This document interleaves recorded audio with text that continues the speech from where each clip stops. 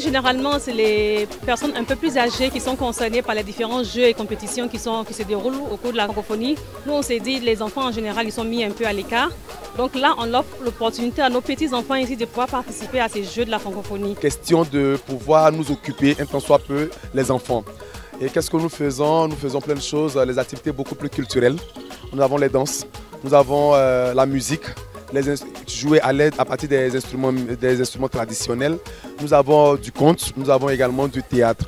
Et en plus de cela, on leur fait des enseignements sur la francophonie. On leur permet de connaître la culture d'abord africaine et la culture des pays francophones.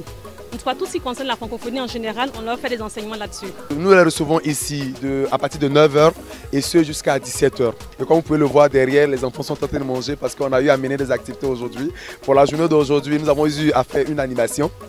Ensuite, une équipe a fait de la peinture, on va dire de la peinture bénévole. Et puis une autre équipe aussi a eu droit, n'est-ce pas, à des jeux éducatifs. On a eu aussi la participation d'un acrobate qui est venu nous expliquer un tout petit peu l'enjeu de l'acrobatie, l'importance de l'acrobatie pour un enfant. Bon, notre objectif en tout cas, c'est d'offrir un cadre agréable aux enfants où ils peuvent apprendre et puis en même temps participer à ces jeux de la francophonie. Les enfants aussi ont leur place et voilà cette place-là qu'on leur offre aussi aujourd'hui.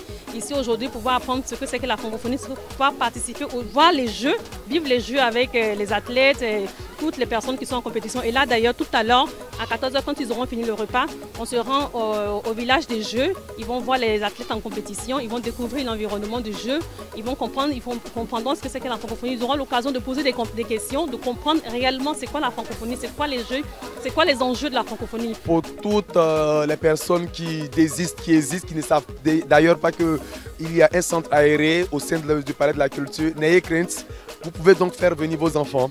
Faites-les venir, vous venez, il n'y a rien à payer, il n'y a pas d'inscription, vous venez, c'est vraiment tout gratuit. Les enfants viennent, ils remplissent une fiche, ils participent à toutes les activités de façon gratuite. Franchement, il faut le dire, de façon gratuite. Vous venez, on va danser, on va chanter, on va s'amuser. Quand les enfants retournent à la maison, ils ont au moins ce qu'on appelle la culture dans la tête. Parce qu'un adage dirait, la culture c'est ce qui reste lorsqu'on a tout oublié. Et nous enseignons donc la culture aux enfants.